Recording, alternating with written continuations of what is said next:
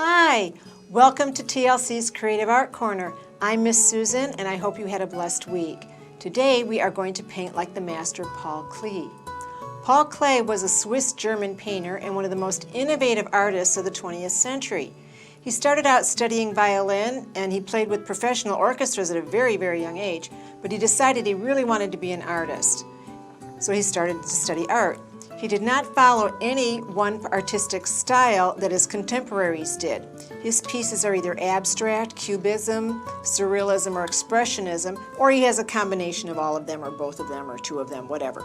He used geometric lines, shapes, forms, and color. He worked in all mediums: oil, watercolor, pen and ink, and collage. His art is often thought to be musical and humorous. He was a master in color theory and often used an analogous color palette with a complementary color. Analogous colors are colors that are next to each other on the color wheel. So here's a color wheel. Analogous colors would be, groups of colors that are next to each other on the color wheel as you go around. Now you have 3 primaries and 3 secondaries, and then you also have tertiary colors. Okay, a primary is the red, the yellow, and the blue, and a secondary color is when you mix those two of those together. You can get purple, green, or orange. The complement of every primary is the secondary. For example, yellow and purple are complements, red and green are complements, and blue and orange are complements. And they kind of dance with each other when they're next to each other. They kind of pull each other out, so it's really quite fun. So anyway, he was a master of this, of the color of colors, especially using these analogous colors with some accent of a secondary or a tertiary color. So here are some examples of different palettes that you could use. Yellow into yellow, orange to red to purple. And it's usually 3 to 5 colors, and then within these colors you would have different gradations. You could have bright yellow, little more white to it all the way around, or you could add black and have different tones and values of all of them. So these are just different examples of different color palettes that you can use. And he was very influenced by Van Gogh, and also he used colors to express emotion the way that Van Gogh did. Now let's just look at some of his work. This first picture I'm going to look at is called Hammamet with its mosque. This was inspired on a trip he took to Tunisia, and this is a watercolor. And you can see that he has this flow of reds and pinks, and then some contrast with purples and blue. This next one is called Portrait of a Woman, and it's really rather whimsical in its choice of color and the brightness of it. And it really depicts this line that he has. One of his quotes is, "A drawing is simply a line that went for a walk." And you can see this, get the idea of this woman walking all over the place trying to get things done. So I really think it's quite fun that way. And it has a strong contrast that he used. Sometimes he uses very subtle, sometimes he uses very strong contrast. Now this next one is called Senecio, and this is probably his most well-known portrait. And there's a lot of discussion on what Senecio means. Some people say it means old man going senile. And then some people say, no, it's the name of a plant because it's round and it's sort of the plant that I think the daisy is in. Another one that's very much like it is called Cat and Bird. And you can see they both have similar color palettes, and the yellows and the orange with some various contrasts. The next one is called Highways and Byways, and this was inspired on a trip to Egypt. Across the top, you can see there's some blues, and that's the Nile River. And then below it, you have these angled lines that create paths that are all leading to the Nile River. So this is sort of giving this idea of movement. And the last piece I'm going to show you is called Flora Night, and this is another watercolor. This one is into the green, blue, and the violet, and you can see the curved shape. And he used a lot of musical notations in this one if you look at it really closely. So today we are going to do a self-portrait in Paul Klee style using geometric shapes, lines, forms, and analogous colors to express our personality. So here's what I mean. This is Liz. She has a square face, so she did a square instead of a circle or a circular round face. Okay, and she put some intersecting lines forming different geometric shapes. Liz's eyes are not blue, but she loves blue eyes, so this was her chance to have blue eyes. She has a very sunny attitude, so she chose yellow and oranges to reflect that. And then blue is the complement also of orange, so that's another thing. It gives the eyes, let them pop out a little bit. This is another one. This is Cara. Now Cara has a round face, so her design is broken up with linear squares.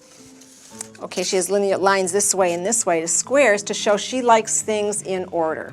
So she chose cool colors for the face against a warm background. She loves to observe the world around her, so she made huge eyes. Okay, so she thinks of herself as a spiritual person, so she uses blue to represent that. And this last one is Tessie. Here she identifies with Klee's quote, "A drawing is simply a line that went for a walk." She is busy all the time and feels she walks in circles to get things done. So I really like, she just splashed color everywhere on the watercolors and did some blending with a different watercolor technique. And then she just took a Sharpie and just kind of drew a face as she saw fit. So that was really great. I really think these are all very, very creative. So this is what you're going to do too. So you're going to express yourself. Okay. What materials are we going to use today? Well, the first thing we're going to do again is to protect our surface and to put an apron on. We're going to need watercolor paper, anywhere from 190 to 300 gram paper that's cold pressed that has a texture on it. You're going to need a pencil to do your sketching. You're going to need some watercolors. You're going to need a round brush, round meaning the bristles are round. Or you can do it with a sponge. That might be kind of fun. Water in a container to put your water in. You're going to need some paper towels, or you can use a cloth, whatever you like. Okay. Another option is to use a stencil. You can do a search on the internet for coloring pages, Paul Klee face, or abstract faces, something like this. And you'll get, I did find the one that Senecio, so you could do that. And I showed you last time how to transfer it on. Here's another one that was quite abstract, that was could be fun if you felt that was you. And you can also, add lines in here and do other things with it. And then here's the one that's cat and bird. Not that you're a cat or bird, but maybe you want to do a portrait of your cat. So that would be fine too. Okay, so those are the materials you're going to use. So press pause, go get your materials and meet me back here and we'll do the project together. Welcome back. The first thing we're going to do now is lightly sketch our design. Now I already decided I wanted to do these sort of paths because I like that idea of the highways and the byways because that sort of tells me about my life. I'm going on a new path, and many paths we all have.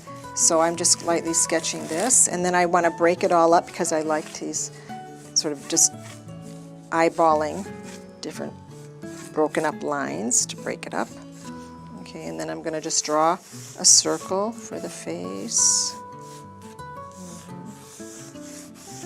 Okay, good enough. And then I'm going to give it a neck, come down. Okay. Now, I have, let's see, I'm going to have one eye here. Okay, and I have bad eyesight, so I'm going to do this eye at an angle, much like he did on Senecio. I'm kind of following that idea without looking at it, because my brothers think I'm crazy anyway. So I'm going to just, I don't know, this, and then I'm going to have, I don't have much hair, so I'm doing that. Okay, and I always wear my hair back a little bit, so I'm doing that. Okay, and I have a nose here like everybody else, and then I like to have my mouth. Okay, so there's my sketch.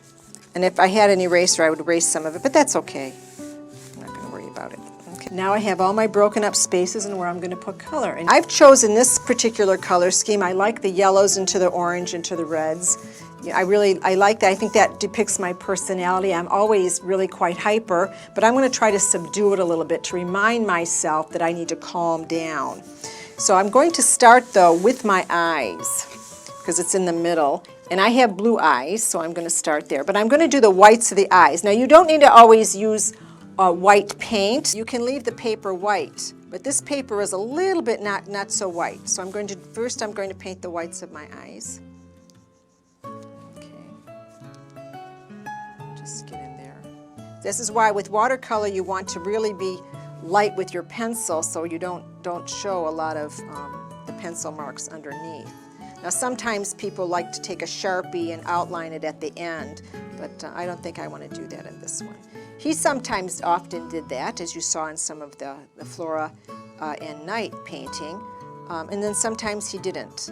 A lot of times he didn't. He just let the pencil show through, or he used pen and ink. So there's my white. Now I'm going to do my eyes blue because I do have blue eyes and I do enjoy my blue eyes.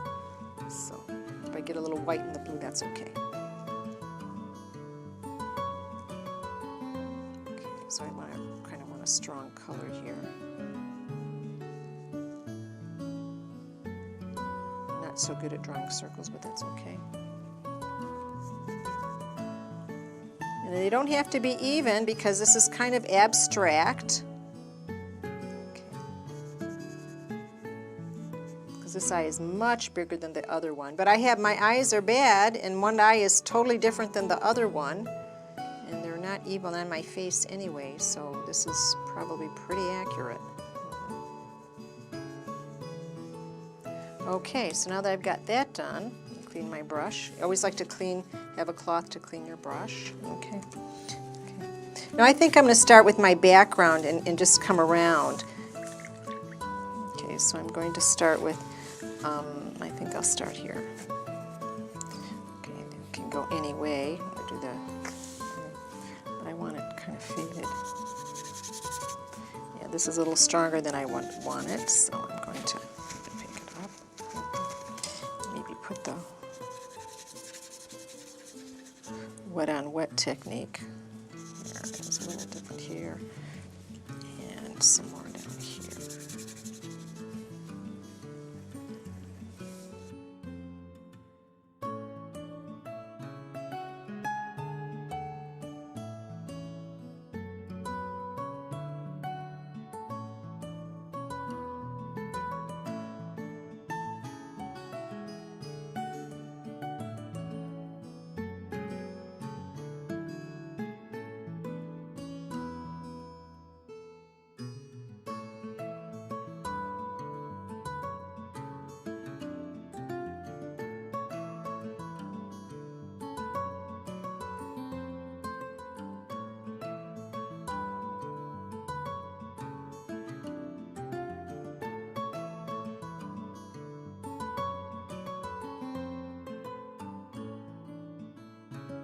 So you would just continue that process, however you wanted to put it, wherever you wanted to put your colors, and then until you got, and here's my finished piece.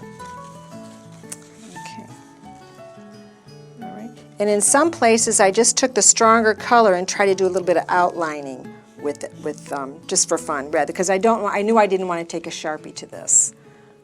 So I pretty much followed the idea of Klee's scenario because my brothers tell me I'm crazy all the time. So I thought, well, I'll do this one. Okay. I have blue eyes, like I said, and I have very poor eyesight, so I did it crooked like that. One is bigger than the other, and one is better than the other as well. And I like to wear red lipstick, so I put that on there too. And I'm usually very hyper, like I said, and so instead of doing intense colors, I wanted to give myself a calmer palette so that it would be more that I can remind myself to have self-control over my emotions. And then I signed it in the lower right-hand corner. Here's my finished piece, and I wanted to contrast it or show you where I started to where I ended up. Now at the end, I decided I wanted to mount my painting on a construction paper, so I put it on blue construction paper using a glue stick. So here you have it. This is the project. I hope you enjoyed this project. I certainly did. I really did enjoy it. And I really liked learning about Paul Klee. So please send me, Miss Susan, your masterpieces, comments, and suggestions to the emails that are on the screen there. So until next time, stay safe, be healthy, and bless others. Bye for now.